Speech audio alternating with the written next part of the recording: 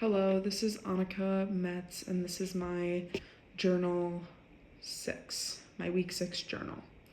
The first question is choose one boundary issue covered in the textbook chapter and explain how you would handle it. What steps or actions would you take? And the one I selected was I would be open to bartering my therapeutic services for goods if a client could not afford my fees. While it's very easy for me to say point blank, I wouldn't do it. Like, that's what my gut and my intuition is saying, is just I wouldn't do it.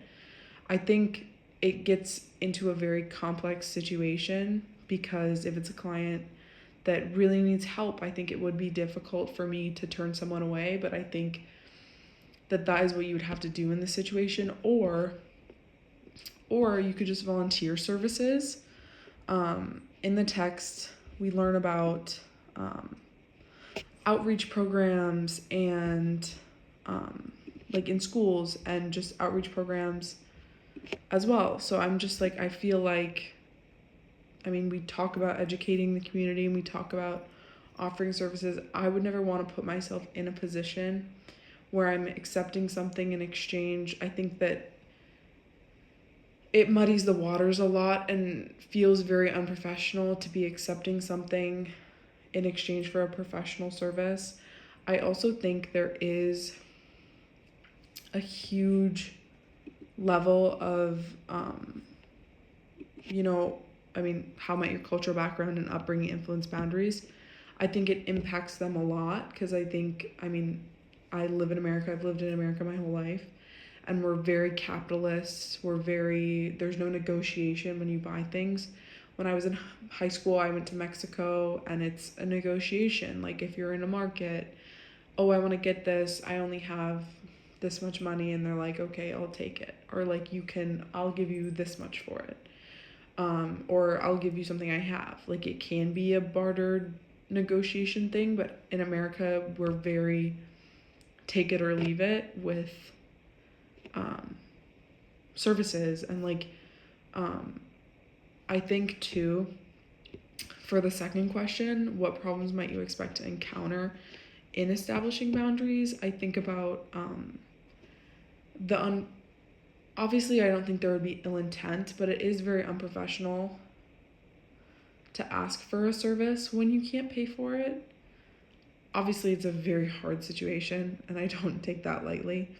But if I were to refuse and say no and it was taken very hard and there was a whole emotional thing about it, which is understandable, but that wouldn't be a healthy therapeutic relationship anyway.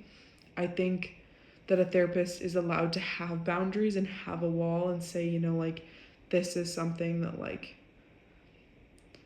I don't know, if boundaries are being crossed when it comes to if I were to say this is a boundary I'm setting and then that was not respected, I don't think that there could be a healthy therapeutic relationship anyway, just because of that.